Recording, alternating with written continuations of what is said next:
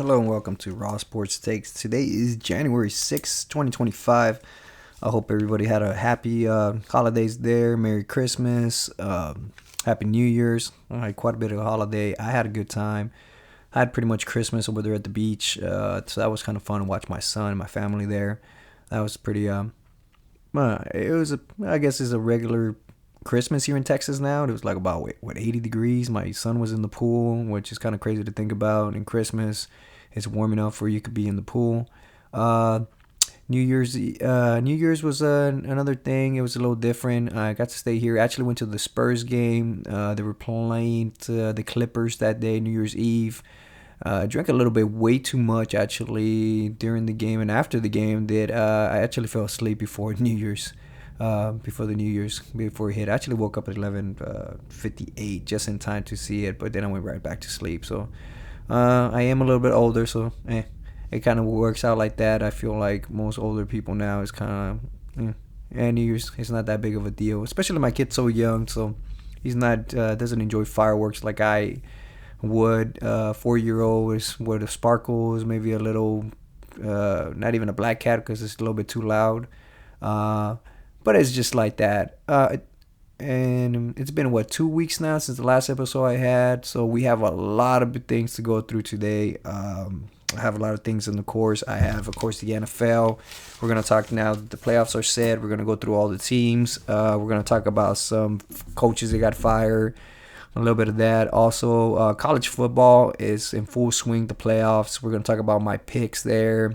Some of them were dumb because I just wanted to go against the grain, and other picks were pretty accurate, pretty on. And then from there, after that, we're gonna move on, but to other things. But first thing first, we're gonna start off with the NBA. As you guys like to know, I like to start off with talking about the NBA, and usually when I talk about NBA, I'm usually talking about Spurs. So the last game I went to was the one that was against the Clippers. It was one of the first games. It was just a complete blowout from beginning to end.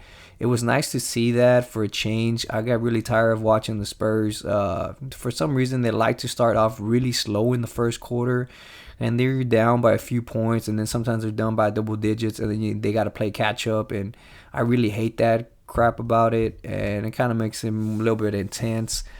You also got the NBA trade line coming up, which is going to be a lot of players to watch, to see a lot of movement. As far as you guys like to know, I like to talk mostly Spurs. And first things first is Wembanyama. Wembanyama had a hell of a month of December.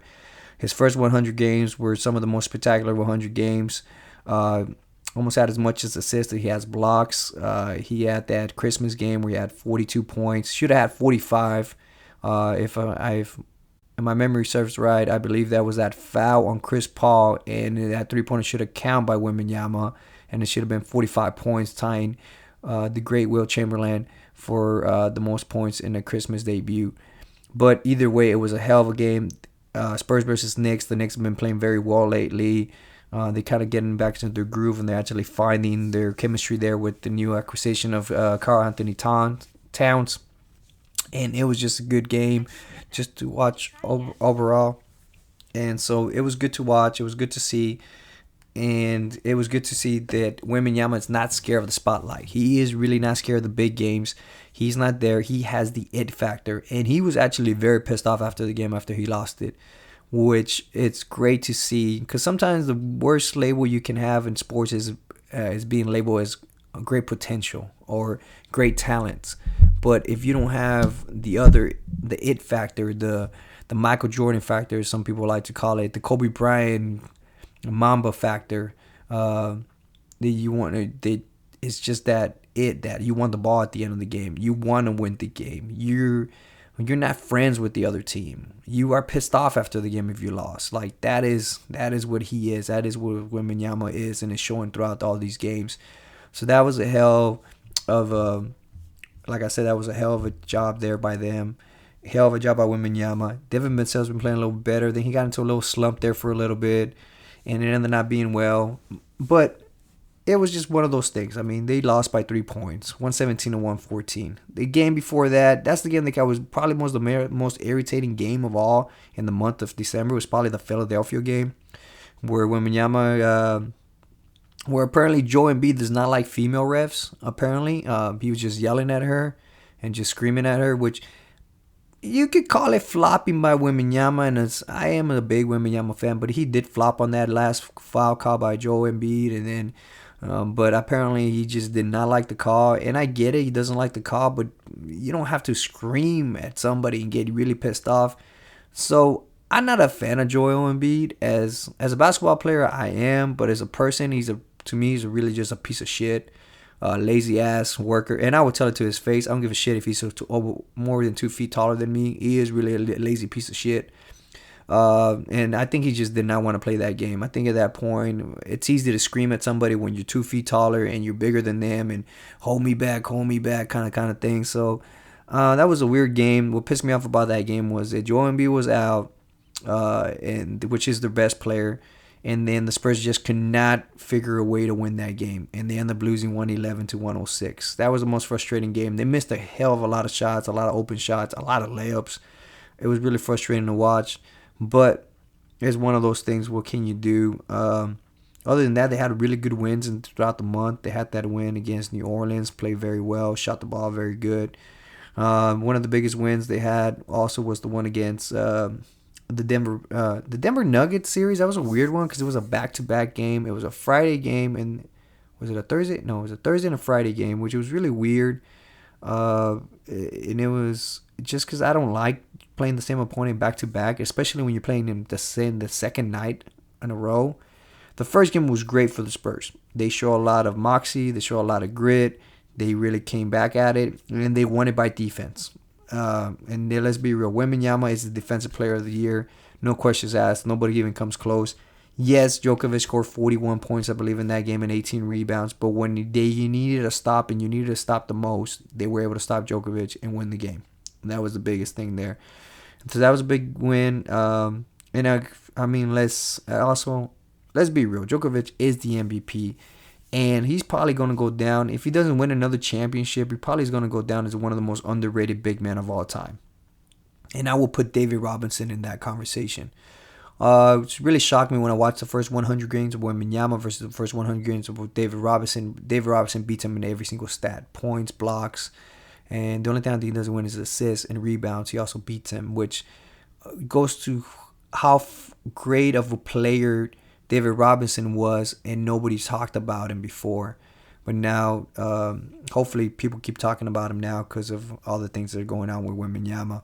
But that was a hell of a game. That was an MVP versus the future MVP, which, of course, Djokovic is the MVP. He's probably going to win the MVP this year versus Wembanyama, who's going to be the future MVP. And they win battle toe-to-toe in that game. It was really good to watch, and the Spurs ended up winning that game on defense. The second game, which was the last game that the Spurs have played, that was it's kind of a crazy ass game in the sense of I guess the Nuggets finally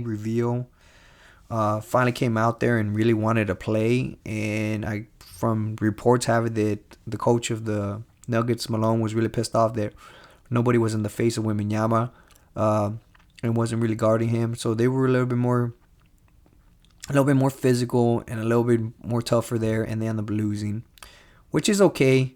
Spurs are still young. They're still going to take a while for them to really grow together, and it's going to take 2 years probably for them to be a really top contender, like top 3, top 4 in the NBA.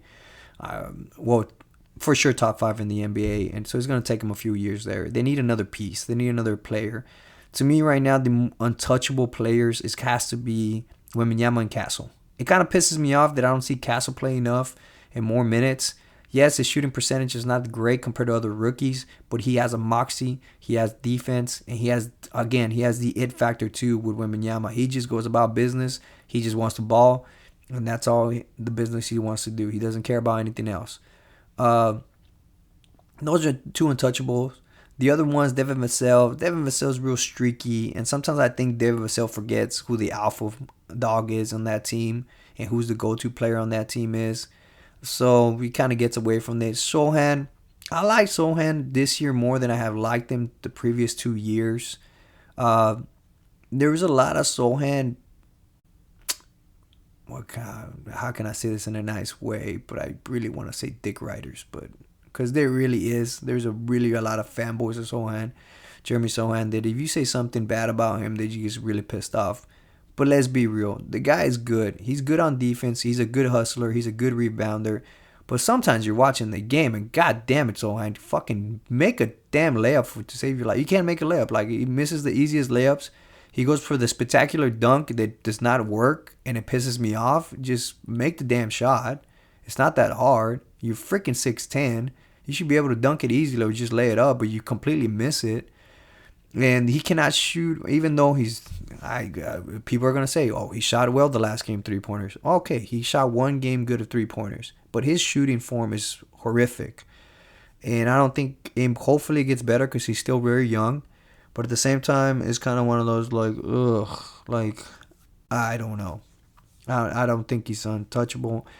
And I think when he plays on the floor, if you really watch the game when it's him and Wembanyama, teams tend to clog the lane because they know that Jeremy Sohan is not a threat. It's not a threat to mid-range. It's not a threat from the three-point line. The only threat he has is for a lob or for a rebound, which they just clog the lane, and it makes it harder for Wembanyama to either drive or for really to work on the post. So that's why sometimes you also see a lot of Wembanyama come out to the three-point line a lot in a pick and roll because Jeremy Sohan is just clogging up the lane. And a perfect example is the Denver Nuggets game, the game before where he did not play. When he did not play and it was Castle starting, instead, it looked more fluid, it looked better in chemistry-wise, and the team looked like they were passing the ball a lot better. I'm not a Jeremy Sohan hater. I just don't think he's that great of a player like people think that he is. And that's just the plain truth about that one. Unless he shows me otherwise, I don't think. Now, the NBA trade line's coming up, and there's some teams out there, and there's some players that are very disgruntled. Some of them are, of course, Jimmy Butler. Jimmy Butler's pissed off. He just got suspended for 7 games by the Heat, and he looks very angry, and he doesn't want to play anymore there. And so they're probably going to trade him. They're not going to trade him. Do I want him on the Spurs? Hell no. That guy reminds me, that guy's a damn freaking head case. He's kind of like the Dennis Rodman kind of issue. He is a head case. When he wants to play, he can ball, but he just on age alone, I don't want him. He's too old to be on the team, and he's just going to clog up the lane and just take away baskets from the young players that I will. I'd rather keep Devin Vassell in that case than actually trade him. One player that I do have in mind that I really, really want the Spurs to get is, of course, DeAndre Fox from the Sacramento Kings. Now, that's a player there that is willing to, that it'll be fun to watch, just him pick and roll, him and Wembanyama. It'll be incredible to watch. They're both still very young. He's still very young, so still he fits the timeline of what the Spurs want. They find that's their future point guard, and they can keep him. It'll be like a Tony Parker, Tim Duncan kind of scenario, kind of thing there, and it'll be beautiful to watch. And he has, if you watch, not last year, but the year before that, playoff-wise, that kid went totally off. And he looked like he was a top 5 player in the NBA.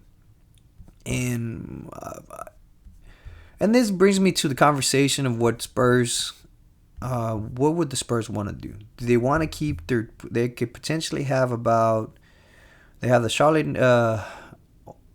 Hornets draft pick this year, first rounder, if they're not, but it's lottery protected. That you got the Chicago Bulls first round pick if it's not lottery protected. It's lottery protected too. So if those teams end up in the lottery, the Spurs don't get it.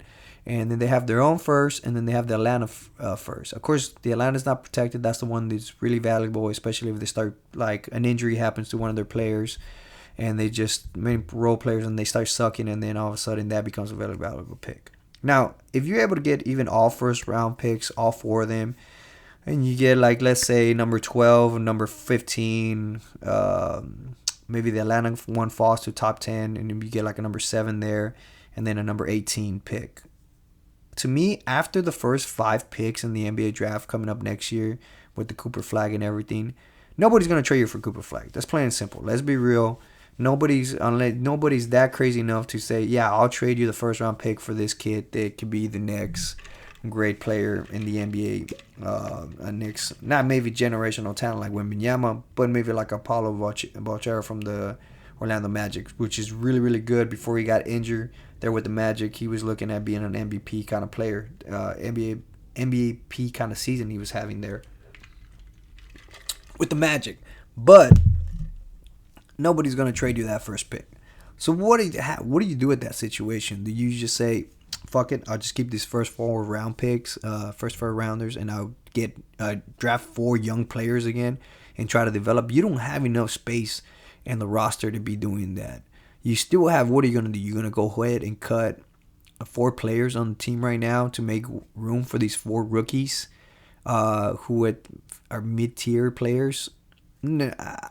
To me, that doesn't happen. I have a really good friend. He's a very good Oklahoma. He's a big Oklahoma City Thunder fan. And he was going through the same dilemma a few years back with the Oklahoma City Thunder, and I told him the same thing. I'm like, at what point did you just stack up so many young players that it's just not enough space? It's not enough time. It's not enough. There's only one ball to go around for all these young players. I'm like, what do you do? Eventually, you got to make moves, and you got to draft players. You got to trade players to really make rooms, and that's when the Thunder started making some moves, and now they're looking at their players. They're pretty much set. Williams, Chet, and then of course SGA. They're 3 players right there, and then after that, everything else can move. They ended up moving away from I forgot what the hell was his name. That point guard they had there for a while. They ended up trading him last year to Chicago. But that's what the Spurs, I feel like, are in that kind of position right now. Let's trade for somebody, preferably a point guard, or that really fits into the mold, into the timeline that the Spurs are looking. And Fox fits that mold. His wife is from San Antonio. He has a house in San Antonio. He probably wants to come to San Antonio, and that fits the mold. One other crazy player that I would like to see the Spurs get, and I think they can fix him. And people are gonna say this is crazy. Zion Williamson from the freaking Pelicans. The Spurs can sign him. I think they could trade for him. They have enough picks. They have enough players to trade for him. Of course, the untouchables is going to be Castle and Wembanyama. Everybody else can go. But can you imagine a lineup of Castle, Chris Paul, Wembanyama, Zion, and then let's say like Julian Champagne, I guess, because they traded Devin Vassell, and they traded Jeremy Sohan, and they traded Keldon, and they traded about 5 first-rounders probably.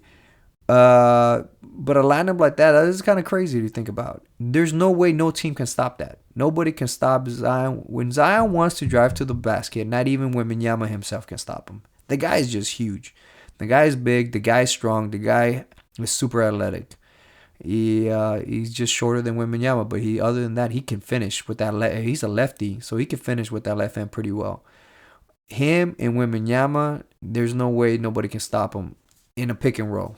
And either a pick and roll, or they're just destroying you every single time. They're gonna put the other team in foul trouble so fast that the other team is gonna run out of players. Plain and simple.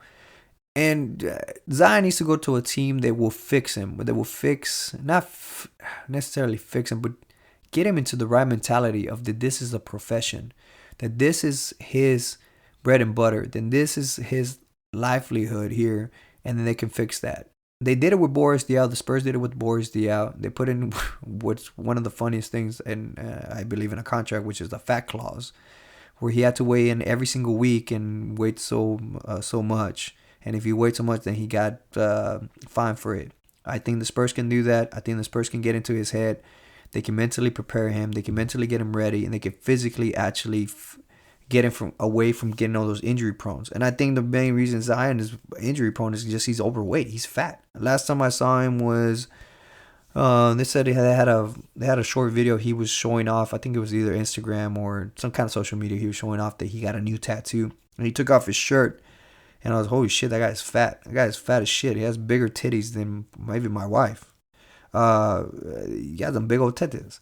And he also had a big old gut. And it's like, damn, bro, like, I wouldn't think you're in the NBA or an athlete. That's, well, maybe a freaking offensive lineman or defensive lineman. But I've seen some offensive linemen freaking in better shape than that. But that's my whole point on that. I wouldn't mind seeing that. I want a big splash from the Spurs. I actually want to see another player, another all-star level kind of player come and play with the Spurs. And there's going to be a lot of teams, but knowing the way the Spurs are, typically they don't draft, they don't trade for big players. They'll trade hopefully, if anything, they'll make a move where they trade for a backup center. They really need a backup center. That's another thing that was pissing me off this last month, was that Mitch Johnson kept on kept playing the small ball once Wembanyama was out, and then the Spurs were just getting out rebounded. The other team was getting more second hand shots, and I mean, I'm just here watching basketball. I'm not coaching or in any kind of, or watching film or anything. And just me looking at that, I can tell you're getting killed. But he kept, for some reason, the last 2 games he hasn't done it, but before that, he just kept playing small ball, and I hated it. I really hated small ball because the Spurs were getting dominated on the rebounds, and it was pretty pathetic to watch. He kind of got away. Coach has gotten away from that one. Hopefully, they don't keep playing that. Another player in mind that I would like to see on the Spurs, there's a few ones. Cam Johnson from the Brooklyn Nets.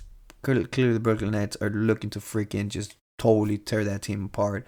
That's another player to keep an eye on. Nicholas Vucevic from the Chicago Bulls. He's a good backup center for the Spurs. That's another one that I wouldn't mind having as a backup center. Like I said, the Spurs need a backup center. Zach Collins is not cutting it, plain and simple. He's definitely regress from the last 2 years. 2 years ago, he was actually pretty good and pretty decent. Last year, he was pretty terrible, and he's pretty much stayed at that same level this year. I actually would rather than play Bassi, the other third center the Spurs have, than that guy.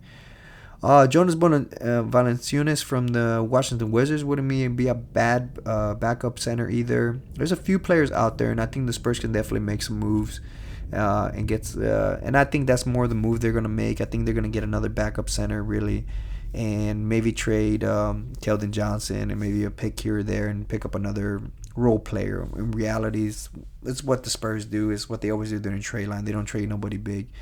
Even when LaMarcus Aldridge years ago was looking to get traded, they never traded him, and then they just cut him at the end. So that was kind of sad to watch, because I believe the Spurs could have got something for him.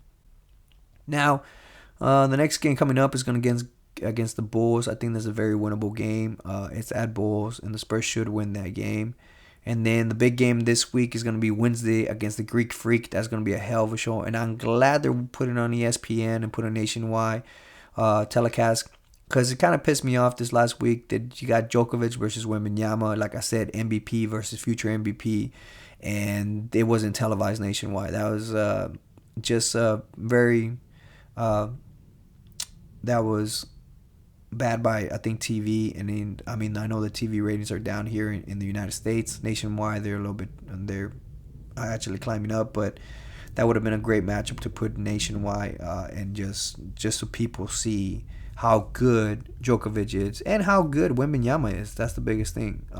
He is the future of the NBA, I believe. Him and Ant-Man from the Timberwolves. But those are my thoughts on the NBA.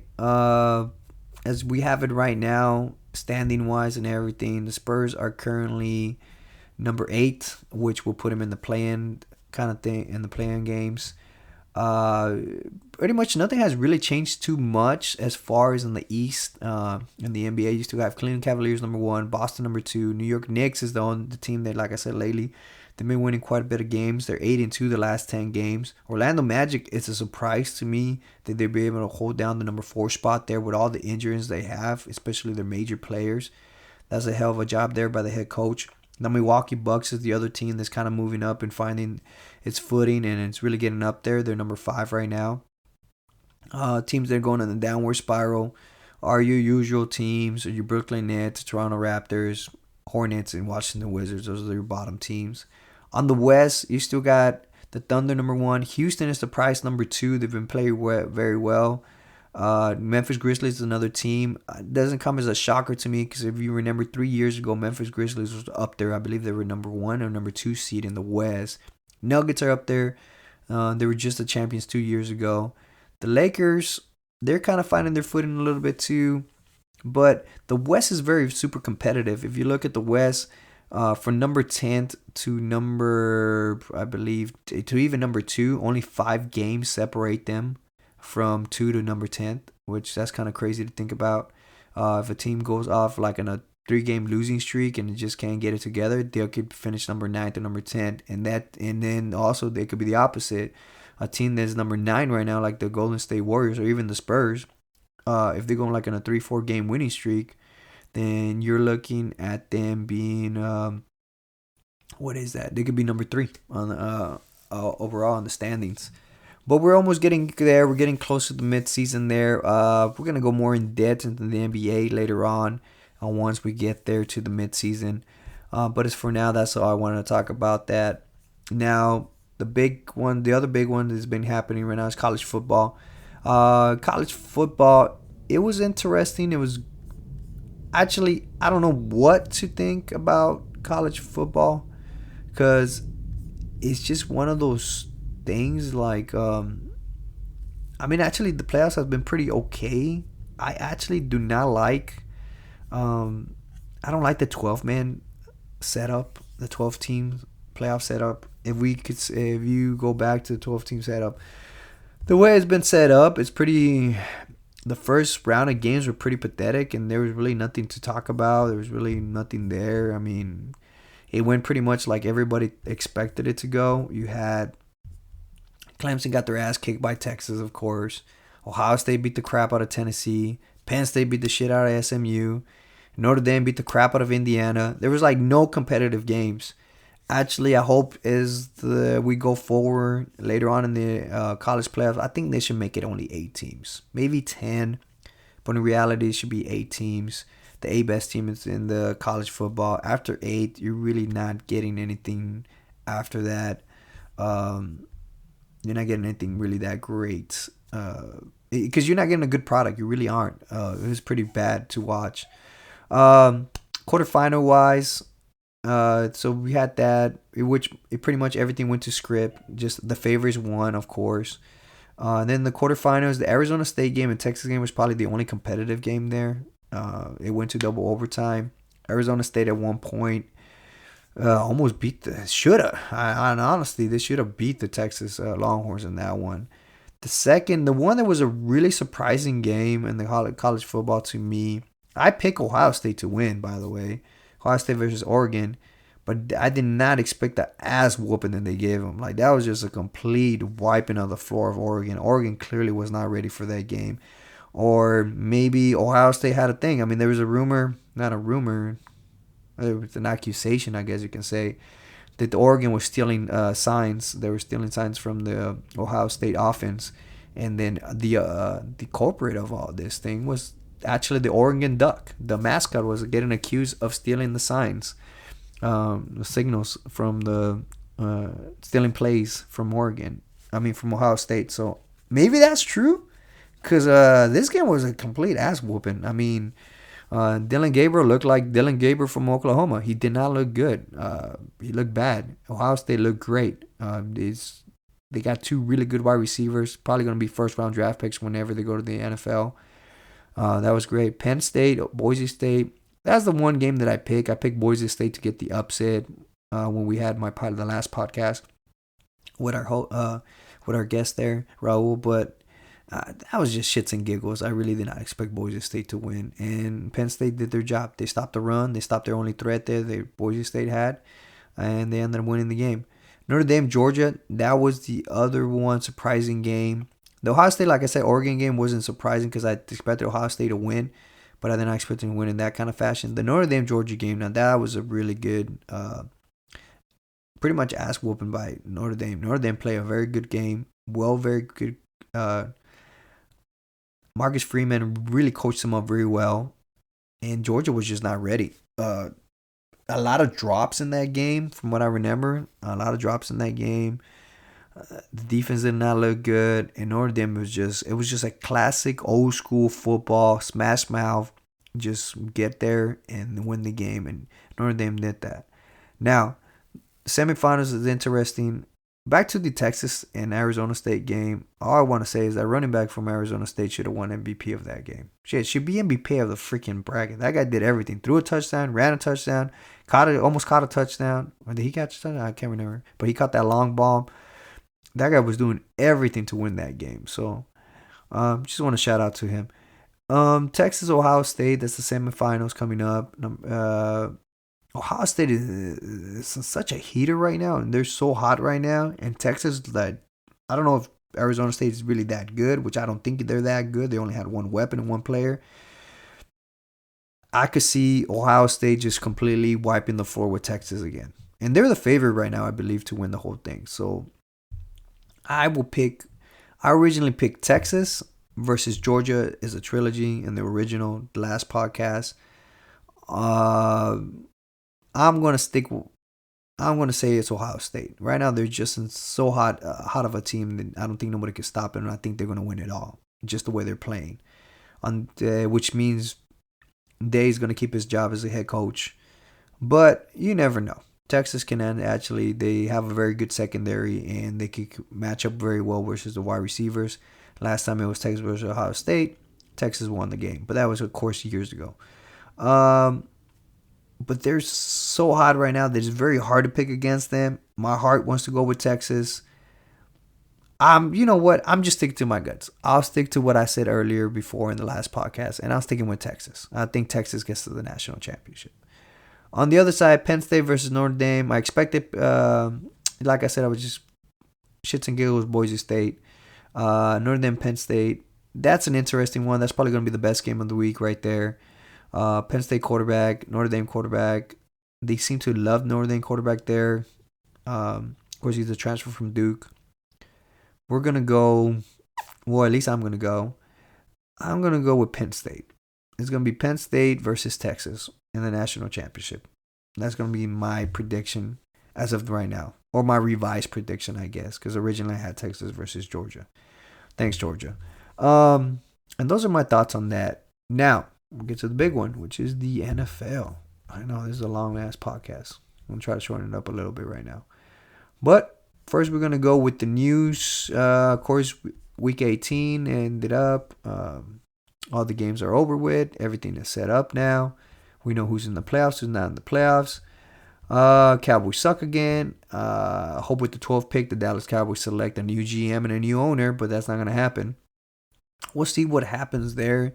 I hope they do fire Mike McCarthy, but I believe as long as Jerry Jones is alive and his family owns the team, that team, no matter if they brought Jesus Christ himself to coach the team, and they're still going to suck. So those are my thoughts on that. Really quick. Later on in the offseason, we'll go more in depth and about some moves they should make or should not make. Some of the big news, of course, you got after the game, Tyreek Hill. He says, "I'm out, bro.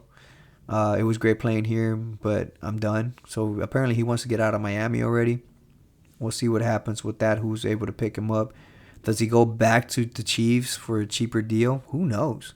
Some coaches that should have got fired now got fired. Pretty much Giants general manager and the head coach ended up staying there. Jerry Mayo got fired after 1 year after the Patriots owner. Apparently, Kraft explains that he wasn't happy with the hiring. I don't think he should have got hired in the first place because he was never an offensive coordinator or defensive coordinator. He was never a coordinator. He got hired right away as a head coach, and that was just going to spell disaster.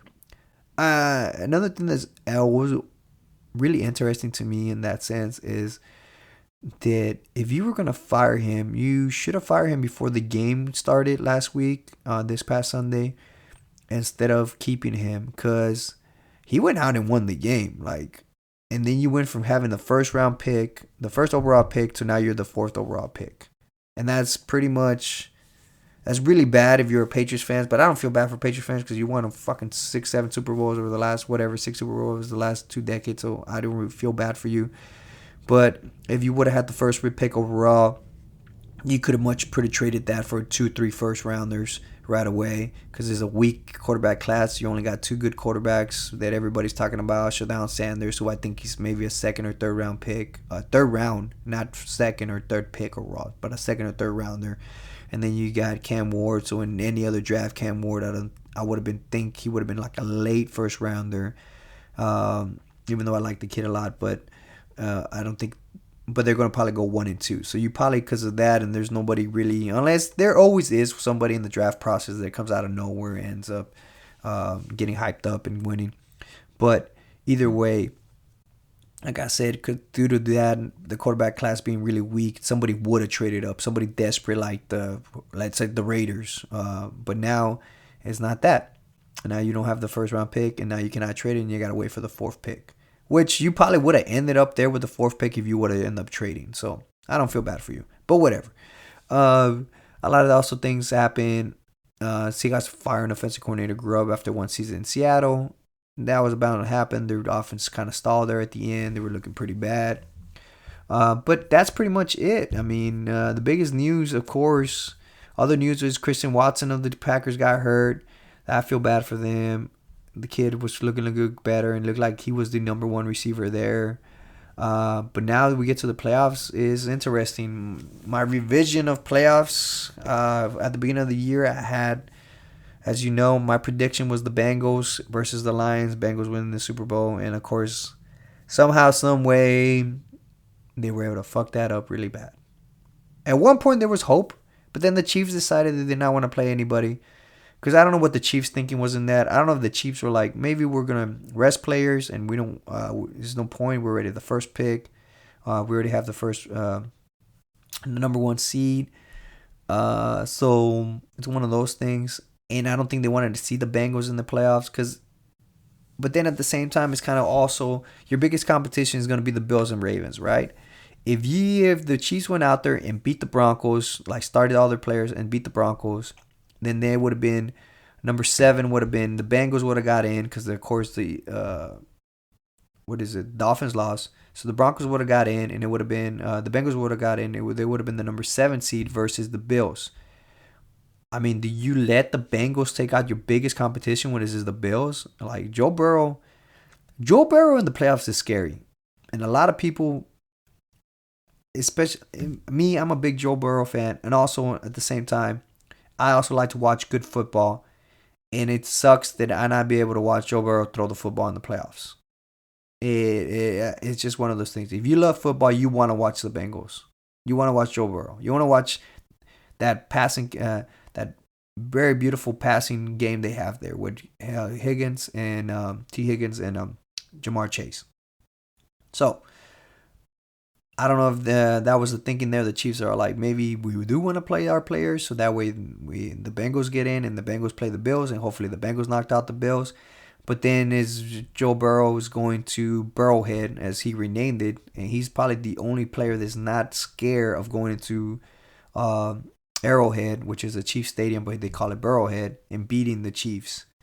But then again, you run into that dilemma now. There's like, shit, now we have a team that won 4 games in a row. The quarterback is hot as can be right now, and we might have to play them. So maybe the thinking was, shit, we'll let the Broncos win, and then where the Broncos get in and they play the Bills, and we don't have to play the Bills to the AFC Championship probably. I don't know what was going on there. The only exciting games also besides that one, the thing, just playoff scenarios, was probably the Buccaneers game versus the Saints. That was a crazy game because it was going back and forth.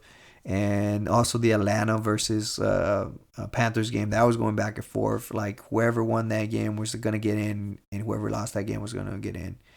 Rams, I don't know what you think about the Rams. They really just shut their players down. They could have been the 3rd seed, but they ended up just getting the 4th seed because they did not want to risk any injuries. I don't blame Sean McVay for the simple reason that we know what the Rams look like injury-wise. They look horrible. They play shitty. Teams beat the crap out of them every single time. But healthy-wise, they look unstoppable. Their offense has looked like shit the last 3 weeks compared to the last game. The last great game they had was against the Bills, where they scored over 40 points. And then after that, they haven't even combined in the last 3 weeks to score 40 points. So I don't know what's going on with the Rams.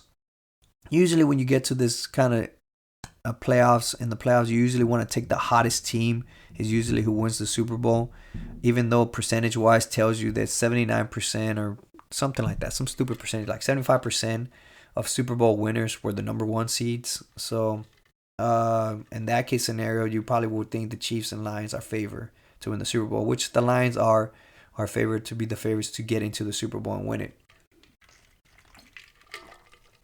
Now, revising my picks from earlier in the season, of course. I did pick the Lions to go to the Super Bowl, and I still think they get to the Super Bowl. Last night proved that turnaround of that defense. They were getting healthier, and now they're going to get another bye week, which gets them even healthier. Leads me to believe Aiden Hutchinson could come back after probably the third round, so probably in the NFC Championship. So that defense is just going to get stronger and stronger, and that offense looks very well, and they're very well coached on offense. And last night they were very well coached on defense.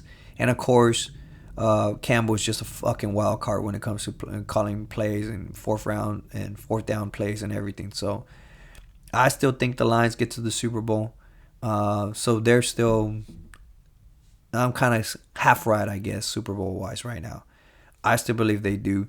The only major competition they're going to have, in my opinion, is probably going to be the Eagles.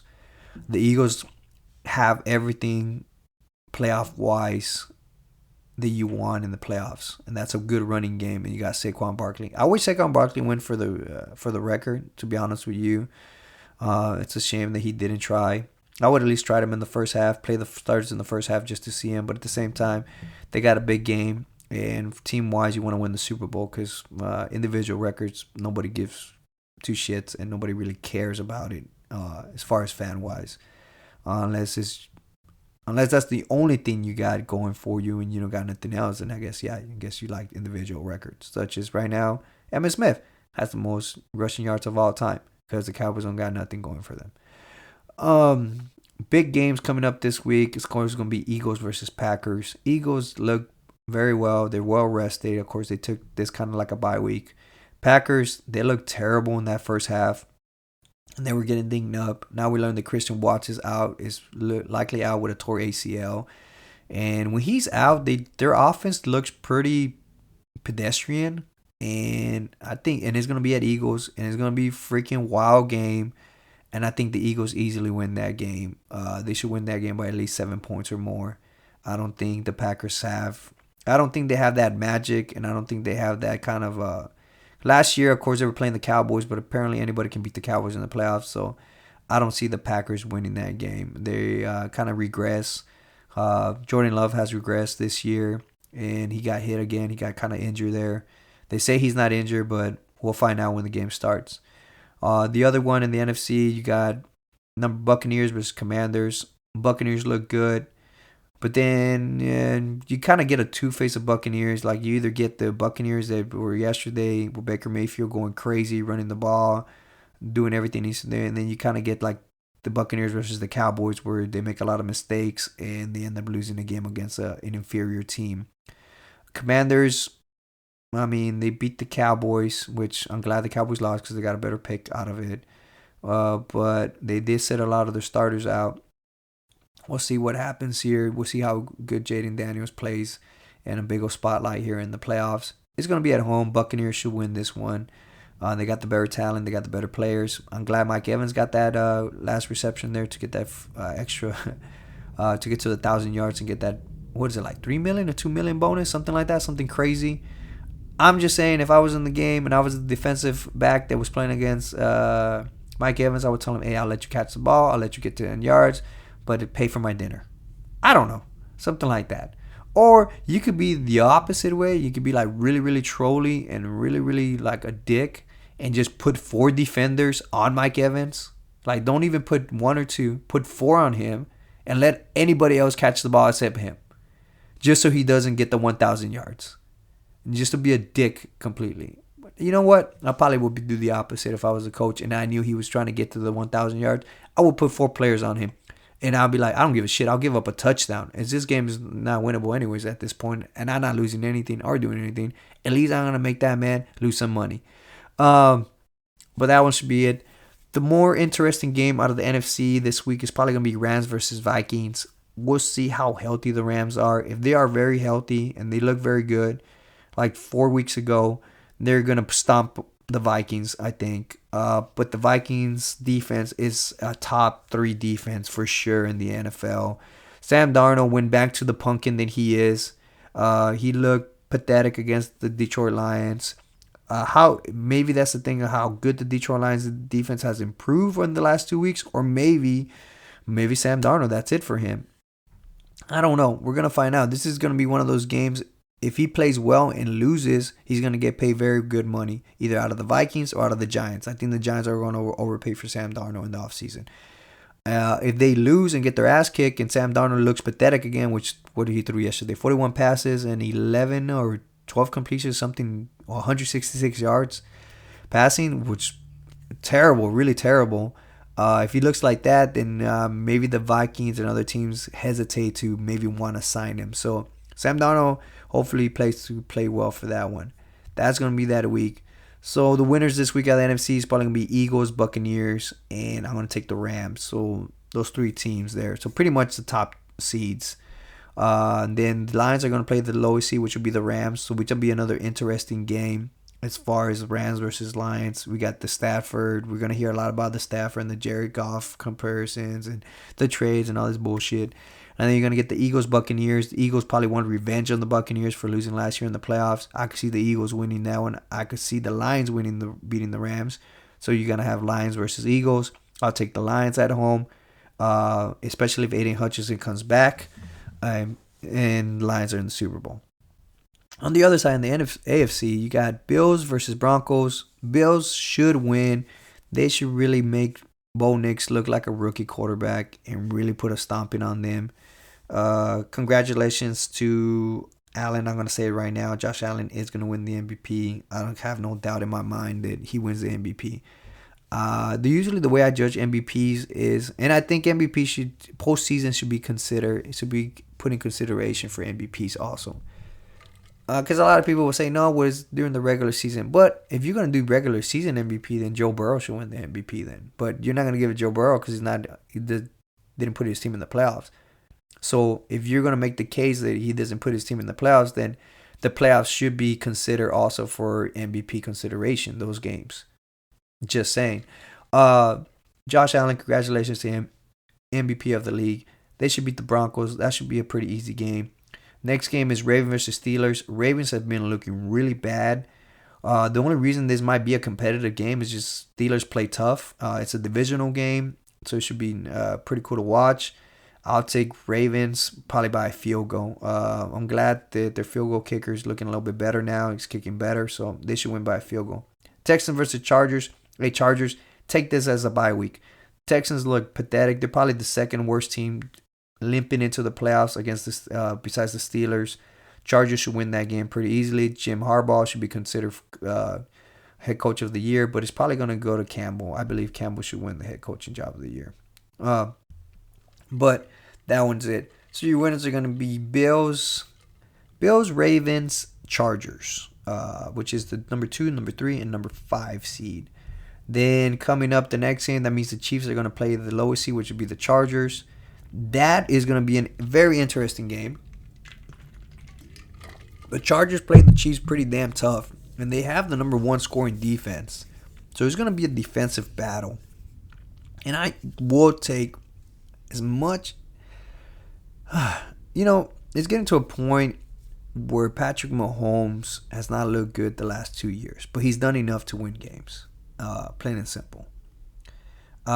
I used to kind of like him, but now I don't like him because he just cries way too much. They get some phantom calls. He's turning into Tom Brady pretty much.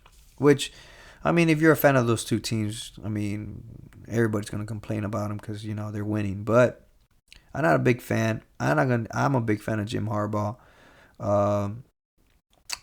Is it Jim? Yeah, it's Jim Harbaugh.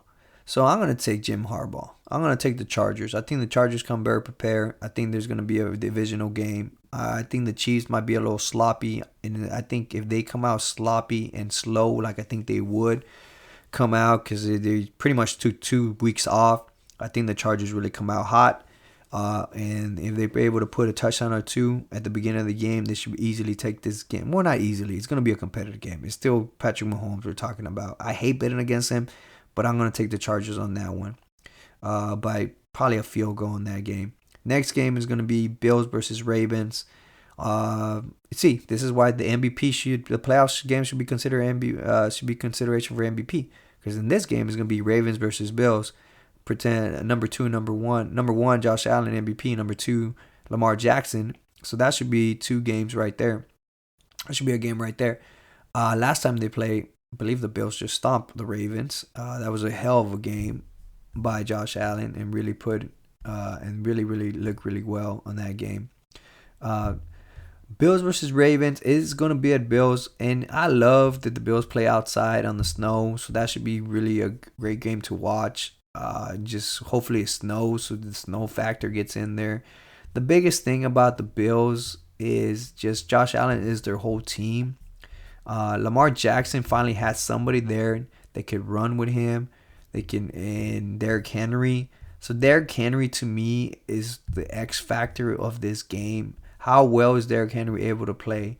If Derrick Henry is able to play decently and able to play well, then I think at that point, then you're looking at the Ravens with the upset and taking it. And it'll be another heartbreak for Josh Allen pretty much. He'll win the MVP, and then all of a sudden, he cannot win another playoff game. And it's probably not going to be his fault again. It's probably going to be just that the defense cannot contain Derrick Henry, and Derrick Henry just played that. Saying all that, I'm still going to take Josh Allen. I'm still going to take the MVP. I'm still going to take the home team. I still think he could win it. So I'm going to take, like I said, I'm going to take the Bills on that one. And it's going to be a super close game. It's going to be whoever has the ball last, and that's when it comes down to.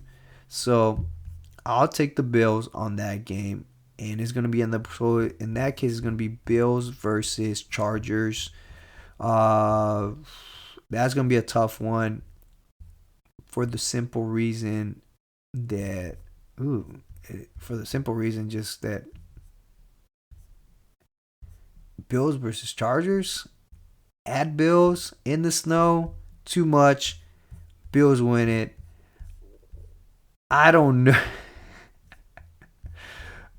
And I'll take it back. I'm looking it up. Baltimore actually beat the Bills in week 4, 35-10.